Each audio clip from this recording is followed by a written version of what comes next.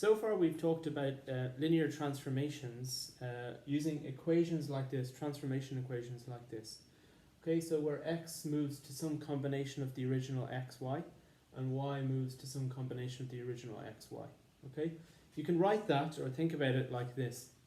If you have the point xy in the two-dimensional plane and then it's transformed in some way, okay, could be some combination of scaling, rotation, reflection, who knows, okay? But we move the point xy to the new point x dash y dash, okay? That's the image point after transformation, okay? We usually, so far anyway, have written it like this. Okay, so x moves to x dash and y moves to y dash. And x dash and y dash are easy to find. They're given by these equations here. Okay, but there's a much simpler way of writing all of this, a much more compact way of writing all of this, and that's to talk in terms of vectors and matrices. Okay, it basically works like this. You can think of the point xy in the 2D plane as a point with an ordered pair like so, okay, x dash y in brackets. Or you can think of it as a vector. So what a vector is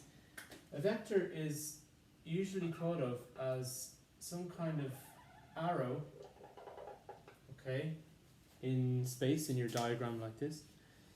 Okay, and it's usually written also with brackets, but usually as a column vector, we say, where the numbers are written top down like that. Okay, so you have the point xy there, and you have the point x dash y dash. This will become the vector x dash y dash. Okay, and a vector quantity is usually taken to be something that has both magnitude and direction. Okay, so you can think of this point as existing in the 2D plane, or you can think of a vector pointing to that location, if you like. Okay, so the vector has the same x coordinates and the same y coordinates. And we usually just write it as a column vector like this. Okay, how does that help us? Well, it means we can write these two equations in a combined manner, okay, in a much more compact way. So, we can write, for example, that this x dash y dash, we bring it into a column vector like so, equals. Now we can write the transformation as what's called a 2x2 matrix. So instead of having these written out in equation form like that, we can just do like this. And this 2x2 matrix gets multiplied by the original xy. Okay? So this is how it's written in matrix form. Okay, so you have one vector here pointing to the new point x dash y dash, and another vector here which points to the original point xy. And this matrix gets multiplied by the original vector to give the new vector. So you can write this in kind of simplified matrix notation as if this is the position vector r dash, that's equal to some matrix transformation times the original vector r. Okay, so it's a much more compact way of writing it.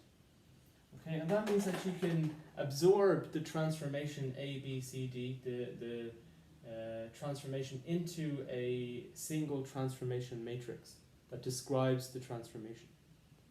Okay, so it's possible you haven't seen vectors and matrices before. If not, don't worry, it will come in time.